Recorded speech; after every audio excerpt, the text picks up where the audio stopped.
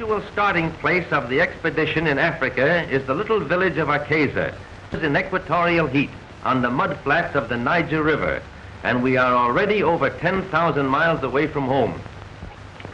Adventurous missionaries, ivory traders, and elephant hunters have used this town as a jumping-off place many times before us, and signs of civilization are apparent. Life is not a game of bridge and an afternoon of tea for the ladies of Africa. They are too busy pounding rice for the next meal. Yet there are light spots in this dark land. Here is a beauty parlor. She doesn't put in permanent waves. She's paid for trying to take them out. Anyway, she's trying to take out something. And here is the original tailor of 2 suits for the price of 1 frame. While he weaves a pair of trousers on his ancient foot-power loom, his customer in the background waits in his other suit. This little group of elephant tusks is worth over $10,000, and each pair represents the death of a 4-ton animal. Here we charter an old-time wood-burning stern-wheeler, which will carry the expedition approximately 500 miles up the Niger River. From that point, we will travel by truck, and the foot safari will carry the supplies.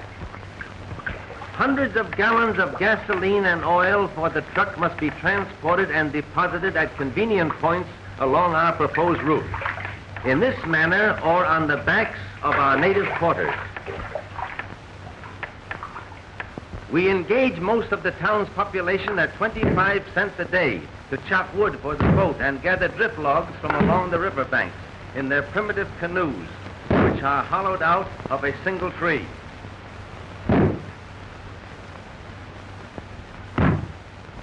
The foot safari of 200 natives are chosen from various tribes, and the immense amount of necessary supplies are divided into small loads, which they can carry on their backs far in advance of the truck and sound equipment. The fact that each tribe speaks a different language lessens the possibility of them all striking or quitting the expedition at one time. How would you like to carry 60 pounds on your head 20 miles a day in torturous heat? Finally, the entire expedition is loaded onto the steamship which will carry us up the Niger and into the heart of the dark continent.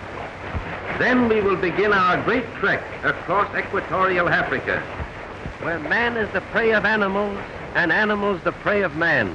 Africa the unknown. The crossing of the Shari River presented a problem until we found a trader with a small portable motor attached to a rowboat.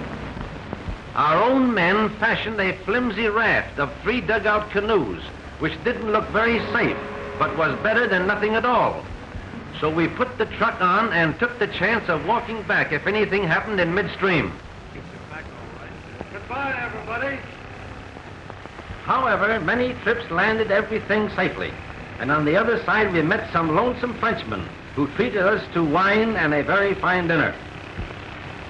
They were surprised to find that we had come all the way from the west coast by motor. At last we arrive on the edge of the great Ituri forest, in which elephants, the largest of all animals, and pygmies, the smallest of men, are found.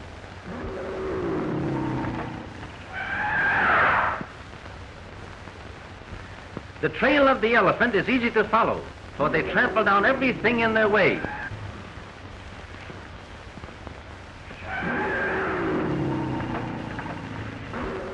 Larger in size, but comparable in bulk to the rhino, elephants differ greatly in brains. They are the wise, are the most stupid.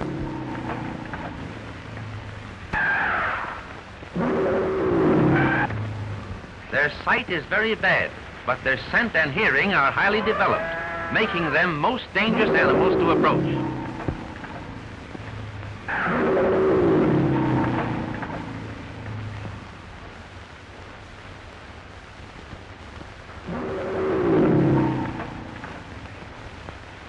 A family like this are very loyal comrades. They have been known to carry a wounded pal away from danger, supporting his immense body between them at the risk of their own lives. The African elephant, unlike his Indian namesake, has never been successfully trained for the use of man. Until recent years, ivory hunters penetrated the haunts of the elephant for centuries, killing millions of these majestic mammoths and taking away nothing but their tusks. We had been unable to find a route through the dense forest to the pygmy village, so we seized this opportunity to bribe our way with salt, which necessity of life is very difficult for them to obtain. Boy! Kuja hapa! Kuja! Kuja hapa! Here you are. They love it. Like a child loves candy. It's very scarce in the forest. Chumbi! Chumbi mingi! Kuja!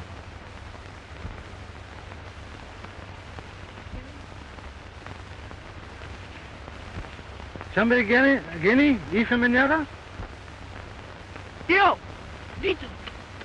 He says he'll take us to the pygmy clearing if we bring plenty of salt. We better bring plenty of water. Something tells me he's going to be plenty thirsty.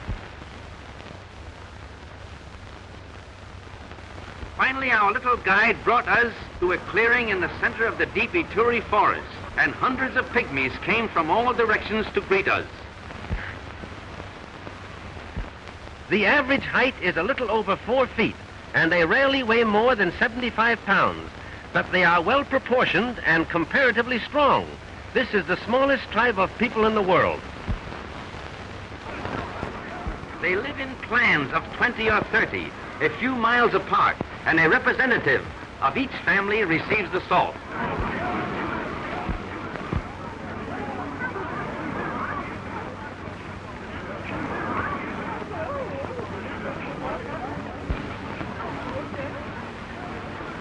The clan leaders are in turn ruled by a great king who occupies his throne through blood succession, just like the crowned heads of Europe. He is honoring us by coming in from the depths of his forest capital. We wanted to pay our respects to His Majesty there, but the darkness in the interior makes photography impossible, and the king graciously offered to come to us in the clearing. He is comparatively young, and both he and his subjects show character and intelligence. In this, they differ from most of the other African tribes. Besides supplying music for the dance, these great tom-toms boom out messages in a code similar to our telegraphy. Everybody dances in Pygmy Land, and their chanting, while not particularly harmonious, has a fast rhythm that makes the feet want to do things. These are the original hot dogs. The Pygmies have practiced companionate marriage for centuries, long before Judge Lindsay was ever heard of. If a marriage doesn't take after a year's tryout, they start all over again with a new wife. No one is allowed more than one wife at a time, except the king. He gets 2 for safety's sake, to ensure a son and future king. These are the queens. They are very modest and shy when the king is around. According to scientists who have made a study of the past history of this race, the pygmy is not really a Negro, and their faces certainly show a great similarity to nearly every other nationality in the world.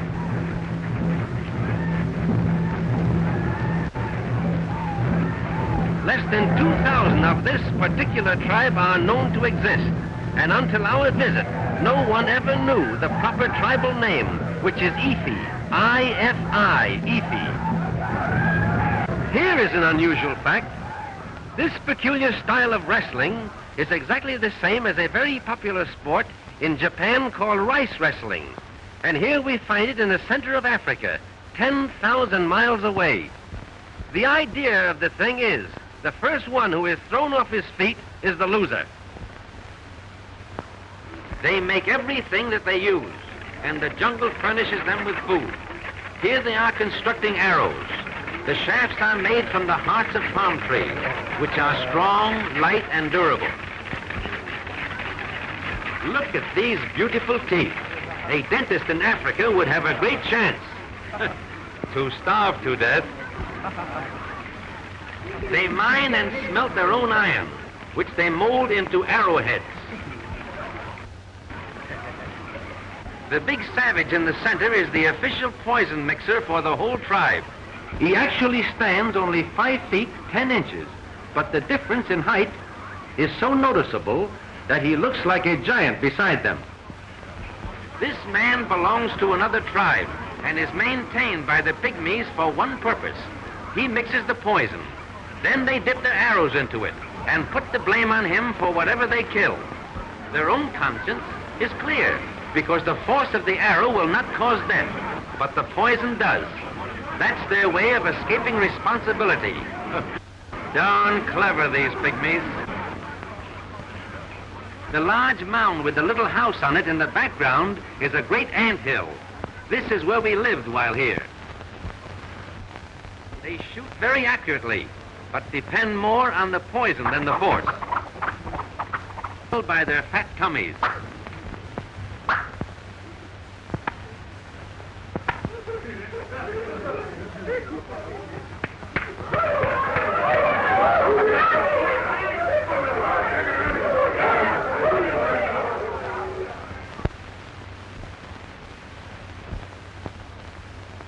But it is very hard to get close enough to photograph them. Any unusual noise on the sounds of every description. A cheetah slinks off, uttering his odd bird-like call. Unusual and rare baby bat-eared foxes run for their dugouts, where they huddle close together and cry plaintively in fear for their lives.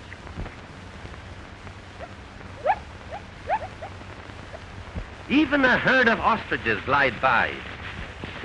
The huge pads on their feet muffle the sound, and they make great speed in their springy, strutting manner.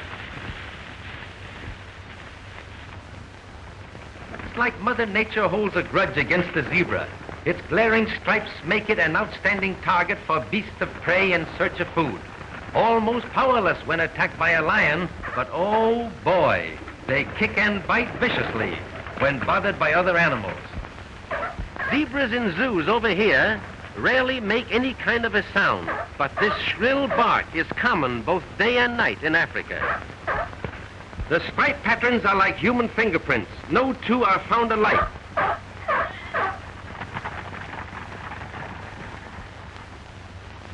They are often found grazing in company with a herd of topi, which are similar to a large American deer. These two widely separated species often fight together against their common enemy, the lion.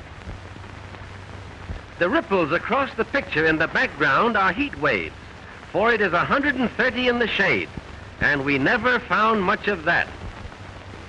Not the least bit camera conscious, just a born actor. His relations are running out on him. I don't know whether he's calling his mother or his father, but I guess he wants his mama.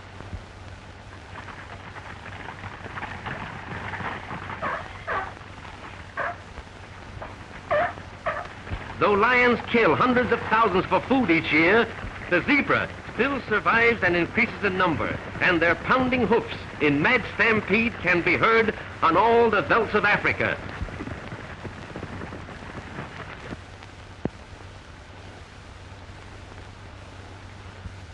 Oh, the original rubberneck. You can't get close to a giraffe without him seeing you, but their curiosity is stronger than their fear, and often they'll stand 100 yards away and gaze steadily down at you. They are natural-born reachers. They will drink every day if near water, but they can get along without it for weeks at a time, thereby making a monkey out of the camel. A full-grown giraffe is the tallest animal on the face of the earth, often standing nearly 16 feet high. Hunters rarely kill these harmless monsters, but the natives often do, for the hide makes a bullwhip 30 feet long without a break.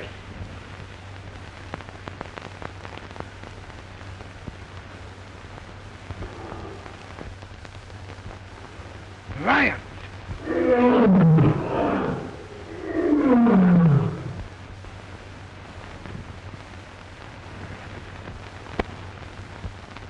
But these two lions are stuffed with food and lazy. They're just looking for a shady place to snooze. But Mr. Giraffe doesn't trust them. He just remembers a very important business engagement elsewhere. For such awkward bodies, they can make great speed, sometimes traveling as fast as 40 miles an hour. Our microphone registers only the hoofbeats. For giraffes, having no vocal cords, cannot utter a sound. They're just naturally dumb. But not quite as dumb as the yokel who first saw one in a circus and said, "There ain't no such animal."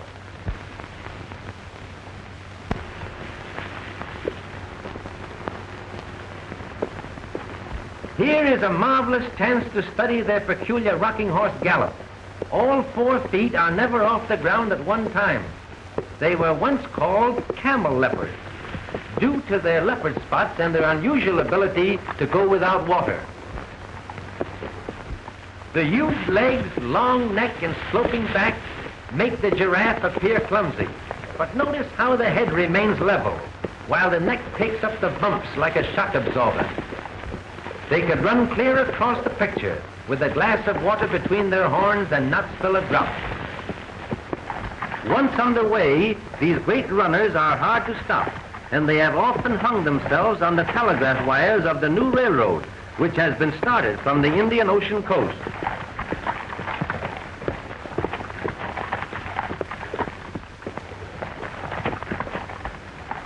The little youngsters keep up with the old folks, even leading at times.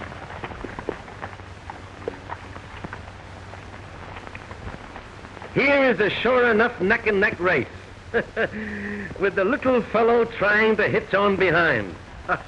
If he only had sense, he'd grab that tail. Flamingos by the million. Each bird stands nearly 4 feet high and weighs about 30 pounds, but the flesh is odorous and unfit to eat. It looks like the parade of the wooden soldiers.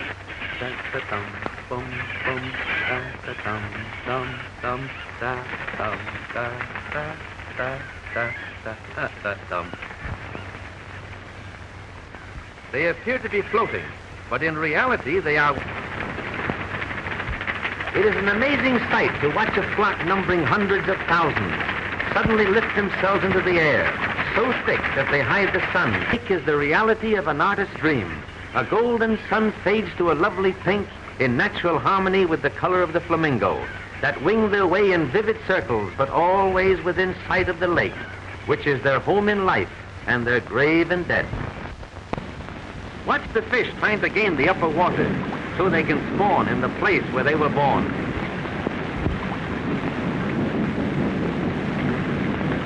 Oh, how would you like to have that baby on your hook? 50 miles below the falls, the Nile spreads out into a flat, virgin wooded valley. Unusual trees such as this dot the shores, and in the interior a short distance are almost impassable papyrus swamps. It is here that the famous tsetse fly, which causes sleeping sickness, breeds, and the far-famed white rhinoceros makes his home. Here he is, the square-lipped or so-called white rhino.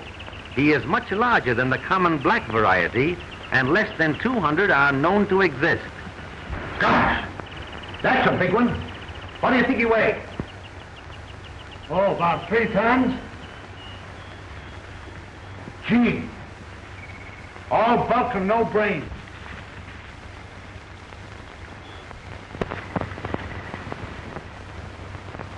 Charming fellow. He'd like to make friends with you, in his own way. Thick-skinned and bad-tempered, this most weird survivor of prehistoric animals is rapidly becoming extinct.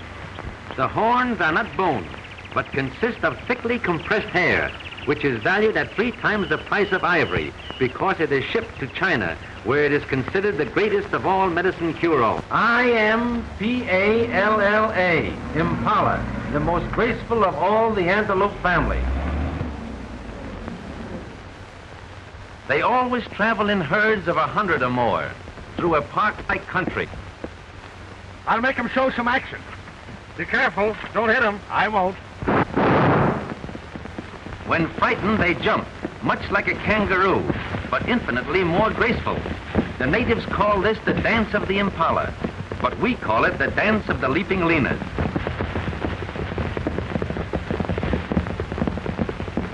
Look at that baby jump.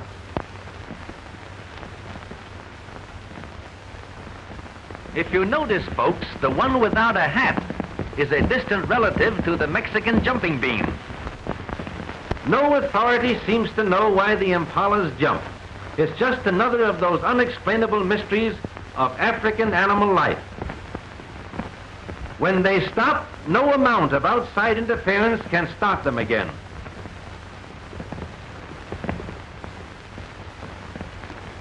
Sometimes they jump backwards to keep the dust out of their eyes.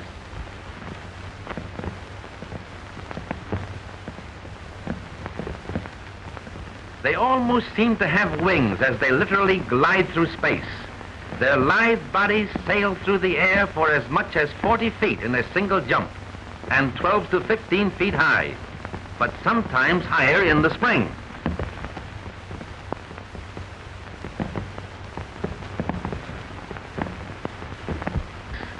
They jump higher on their mother's side than they do on their father's side. Here's a great job for a cowboy, breaking in one of these things. It's probably something they ate last night. There goes 3 of them up together. Lions eat very few impalas because the impalas keep him on the jump, and the lion goes crazy trying to catch up.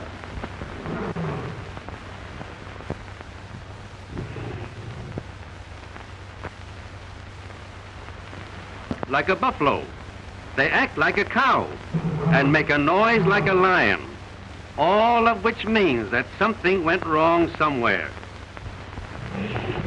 With their shaggy manes and heavy forequarters, they remind one of the American buffalo, but only at a distance, for they are much smaller. They always roam through fairly open country in great herds, and when the sun is in back of them, their white beards make them visible for miles.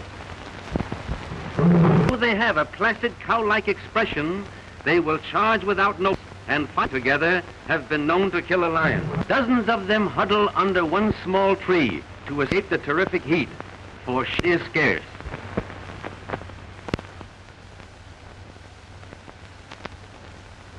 Though there are many hardships connected with an expedition of this kind, the charm of Africa lies in the ever-changing things of interest. You never know what to expect just around the corner. Paul, What is it? look at those big grasshoppers. Grasshoppers, nothing. Those are Abyssinian locusts. The whole veldt will soon be black with them. We'll have to cover everything up. Come on. Go and get that camera, quick. Charlie, you have to cover that truck with the cameras and tie it down tight. All right. Yango! Come on, Yango. Hurry up.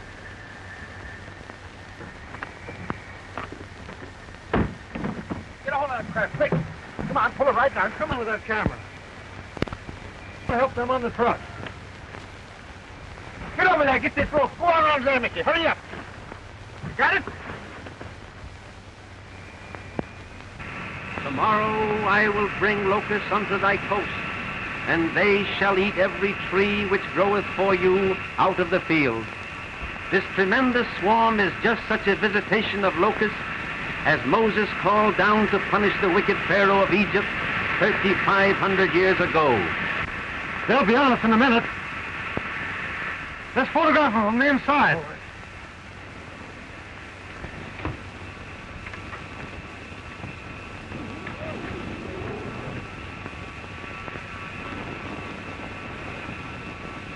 The windows of the tent were especially constructed of flexible isinglass, through which photography is possible. Swarms such as this have been known to be 50 miles in width and 100 miles long, and often they'll fly several hundred miles in a day. They strike terror into the hearts of man and beast, and natives in a stricken territory watch with feverish anxiety as the creatures fly overhead, praying that they will continue their flight without alighting to devour their crops and ruin their food supply. They hit the tent like hailstones. Are the boys safe? Yes, I put them in the cab of the truck. Like an enormous storm of black flakes, they cover the earth in a ravenous horde, eating every bit of grass in their path. Every animal leaves the stricken area, and hundreds die in their frantic efforts to shake off the pest.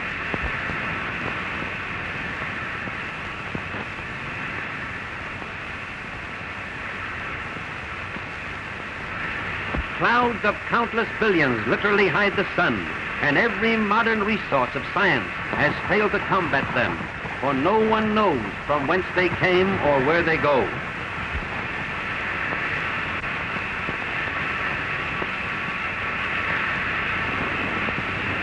Hand of a higher power, the wildebeest know by instinct that the only way to escape disaster is by taking a course at right angles to the wind, because the locusts fly with the wind.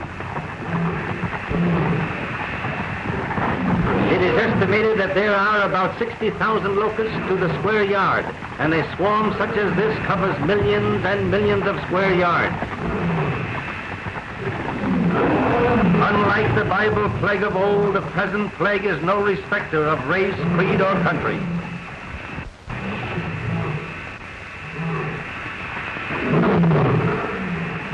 The stampeding wildebeests raise clouds of giant hoppers, which have settled on the ground. The frantic animals must travel more than 50 miles through this insect storm before they can eat or drink again.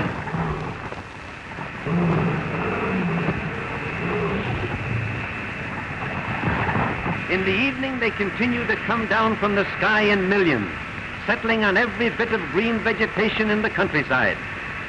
They break strong branches of trees by the sheer weight of their countless numbers, and the ground is covered with a blanket at least 6 inches deep. All through the night, they eat every blade of grass, every leaf of the trees, and in the morning, this beautiful country is transformed into a bleak and barren desert. To our knowledge, we are the first in the history of motion pictures to record and photograph this phenomenon of nature. And Moses said, "For they covered the face of the whole earth, so that the land was darkened, and they did eat of every herb of the land, and all the fruit of the trees. And there remained not any green thing, either tree or herb of the field, through all the land." With their crops and food supply ruined overnight, whole tribes of natives have been caught in a scourge like this, to die of starvation before they can get out of the devastated area. It was our good fortune that the truck contained sufficient food to carry us out of this ravaged country to our next supply station. After many days of travel in equatorial heat, we climbed to the summit of the Banaugi Mountains. Below is the Tanganyika Valley of Lions, and here among the tribe of Maasais, the most profound tragedy of the entire trip took place. And here in the shelter of a great rock, the Maasais build their Manyatta, or thorn-enclosed village, which houses the old men, women, and children of this famous cattle-raising tribe. This Manyatta is completely surrounded by an 8-foot wall of thorn bushes, with the cow-dung huts of the natives just inside the thorny circle. This peculiar construction is a protection against night-prowling lions. In the evening, the entrance gate is also plugged with the thorn bushes, and the cattle are herded into the center, where they are comparatively safe through the night of marauding lions in search of food. The whole assembly is only a temporary city, for when the grass is gone from the nearby fields, the entire tribe moves to a new location. A Maasai prizes his cattle rather more than his wives, and he has about the same number head of each. Both are traded in regularly, and the prices vary according to the supply and demand. The old chief told us the average price per maiden is 1 steer, 2 cows, and a keg of honey beer. Of course, second-hand wives are quoted at cut-rate prices. He said he was a good trader and trotted out his collection of female curios to prove it. It is the duty of the Maasai women to take good care of the calves as well as the children, and the chief apologized for those of his wives who were out helping the cows. The rest of them wouldn't come out. Some of the others were nursing calves, for this duty is just as important as the care of the children. Copper and iron wire form the principal adornments of the Maasai women, and their social standing is graded by the amount possessed.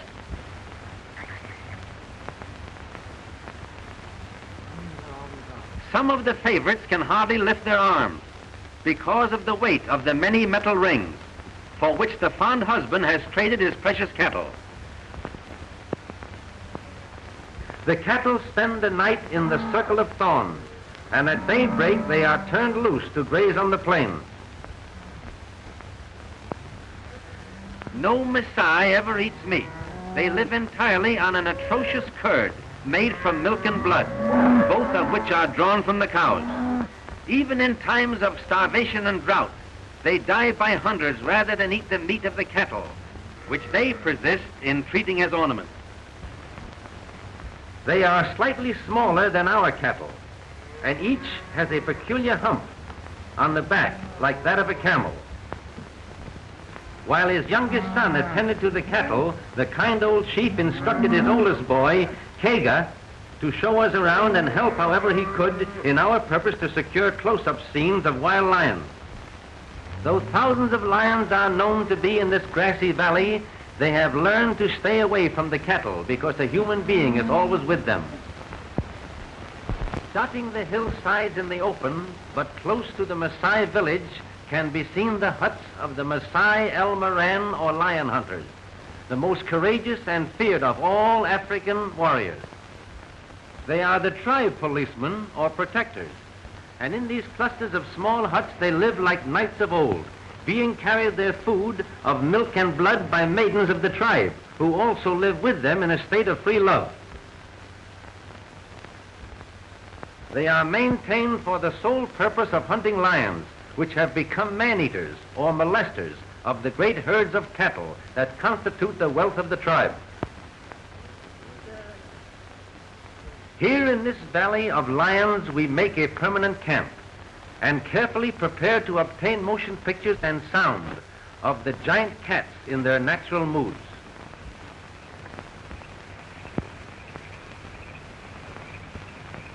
You know, this reminds me of a duck blind back home. That's practically what it is, except that we're hiding a camera instead of a gun. Kega, our Maasai boy, had chosen the location of our boma, or thorn bush protection, near a stone salt lick where a group of lions were in the habit of coming. On his ant-hill throne he scans his realm, always in search of an unwary wildebeest, zebra or warthog, which will afford a target for his hunting skill or satisfy his enormous appetite. They prefer zebra meat to any, and kills like this are to be seen nearly every day. Next to the zebra, harmless gazelles make easy prey for even the smallest of the killers. A hungry lion will stalk and kill any animal it sees, and there are few, with the exception of the rhino and elephant, which are comparatively safe.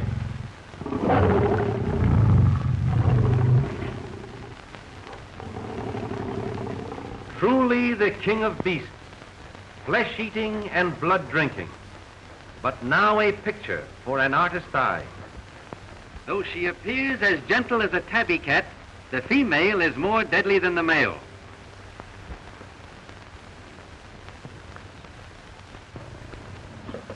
Look, she sees us. Quiet. Look out.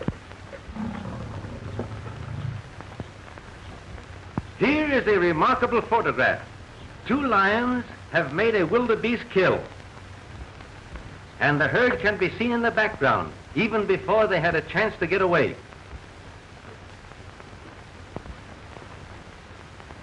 Even at that, some of the best pictures escape our camera.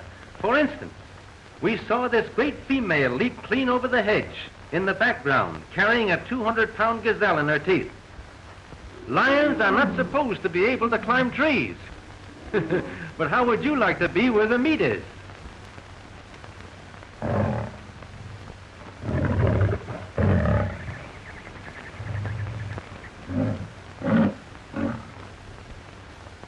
The heat at all times is almost unbearable to both man and beast. In the middle of the day, when the sun is white hot, they huddle under scraggly trees for what little shade there is.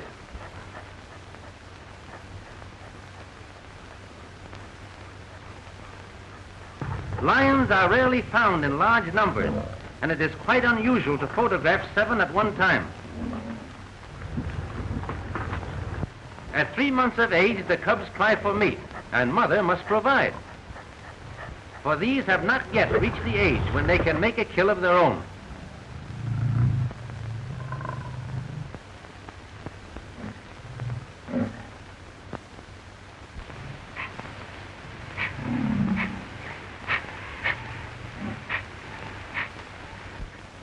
While we were in the boma, the lions inspected our truck, even attempting a small attack on this unusual stranger.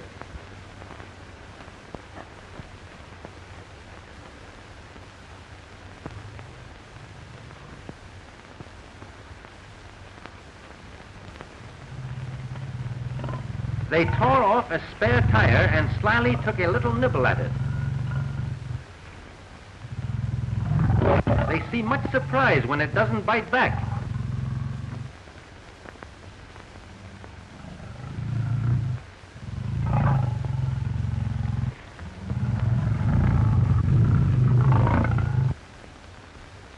There is a widespread belief that lions live in the jungle, though the truth is just the opposite.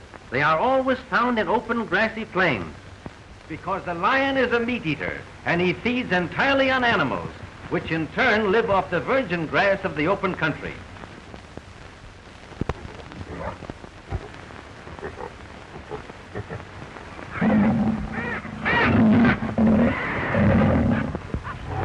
She carries this 200 pounds of dead weight like a house cat would a mouse. But lions never tease a victim. They break the neck instantly with a tremendous swipe of the paw and eat what they want almost immediately. Others have caught the scent of the kill and come in uninvited to attend the banquet.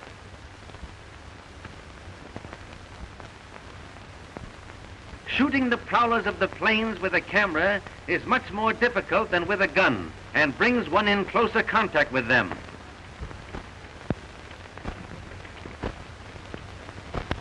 There are no place cards at this feast, but despite their noticeable lack of manners, it is a remarkable fact that they seldom quarrel over a kill, but share it amicably. So great is a lion's appetite that he must make a kill every 2 days in order to exist. The thousands of lions in this section kill hundreds of thousands of animals each year for food alone. In their natural state, active lions are seldom found with great shaggy manes like those in a zoo, because the long hair is caught on bushes and torn by the thorn trees.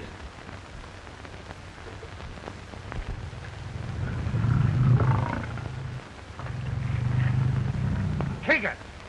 Get rifles from motor car, quick!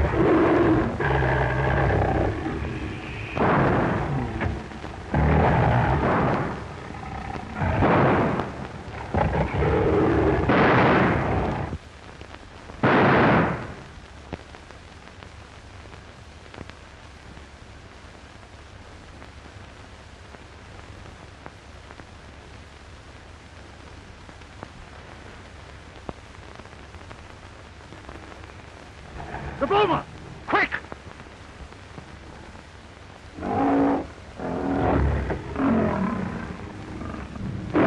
One big male even followed us toward the boma. It is very interesting to watch a lion shy at the sight of thorn bushes when he will charge straight at a firing revolver. After reloading our revolvers, it was useless to continue the battle because it was already too late to do anything for poor Kaga.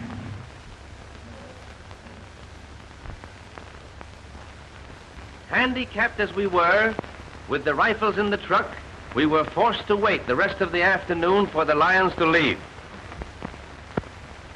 Finally, 5 out of the 6 which were around us trooped off behind the leader.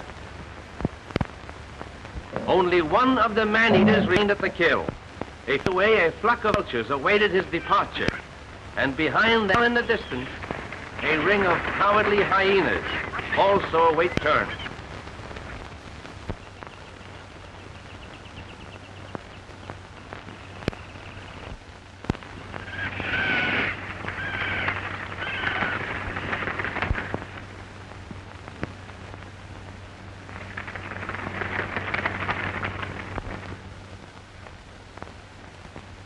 Going to be tough to tell the poor old chief about Kaga.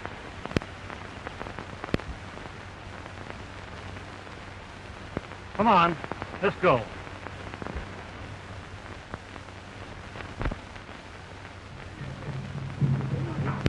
The code of savage, a for a life. The council of the elders are meeting to decide which of the younger warriors shall be sent out after the lion. They have long been accustomed to kill with the spear, lions which are man-eaters or Malay cattle.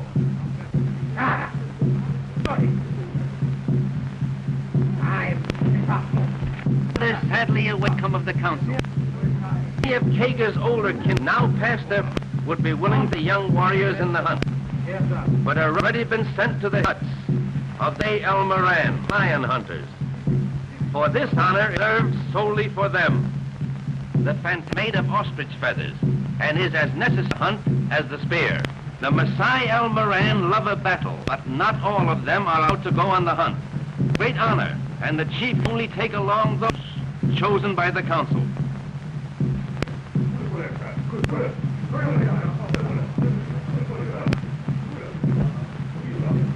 Most of the younger warriors wear headdresses made from the manes of the lion they have killed. All their lives they have lived foods, blood, milk, and water, and they are as fit as lions they hunt, cruel and fearless. They let us come along to photograph the hunt, only on our solemn promise not to shoot the lion.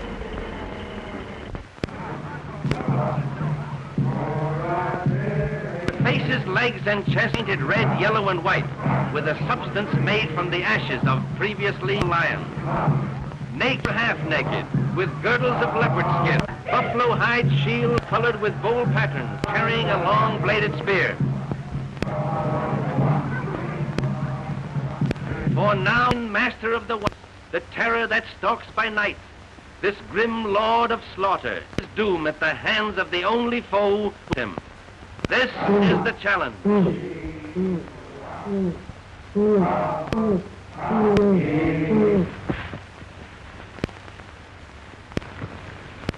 They in unison, the sun, and moon fierce singing builds up a furious wrath at the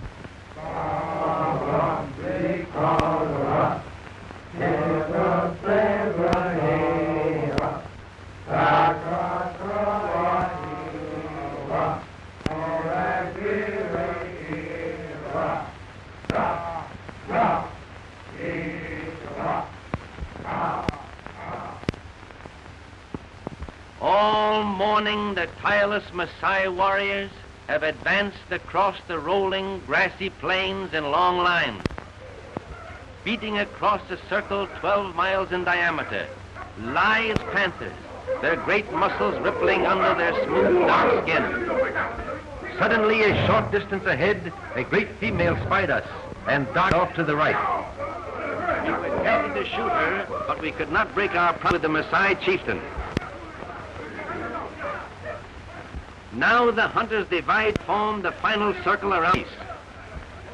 The razor-sharp spearheads glint like silver in the sun rays, and their savage yells become shrill in anticipation of victory.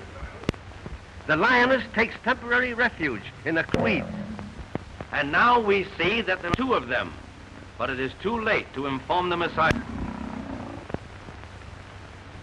In small groups, the spearmen come closer and gradually form the ring of death. One by one, they take their ring, and each, when he is near enough, crouches behind his shield. Spear in hand, his eager face gleaming over the rim. Shields held steady to body, and quivering spears poised for instant action, the men in front brace themselves for the shock of the rushing charge. The lioness watches them closely, unafraid, and seemingly withholding her charge until they are ready. At last, the tense ring is complete. It is a wild sight, the ring of spearmen intent, silent, bent on blood, and in its center, a great man-killing beast. This ring, once formed, must not be broken, for the man who steps back in face of a charge is forever branded a coward. Finally, with a tremendous roar, she charges. The crowded moment begins. The leader plunges his beast. Strike him. He's down. His shield protects him. He's up again. Not a man's back. Certain spears drive clear of the ferocious beast. Look out! There's another! It's the male, fighting to protect his own.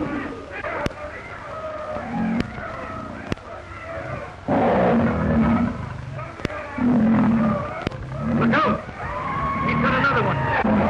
Quick as lightning, the spears flash again. Even as he falls in death, he bites at the spear.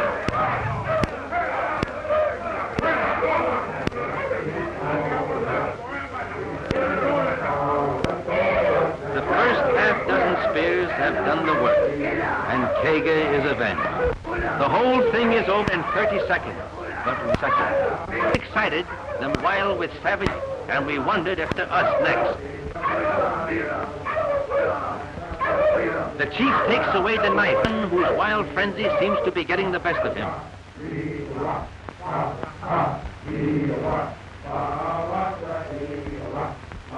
Strange to say, the victors appear unhappy over their victory, for the lion is symbol to them of everything great, and they worship his power with deep respect. Finally, the end of this day of thrills is the Maasai tribute to their fallen foe. Reverently, they move the carcass of the lion on another spot than that on which it died.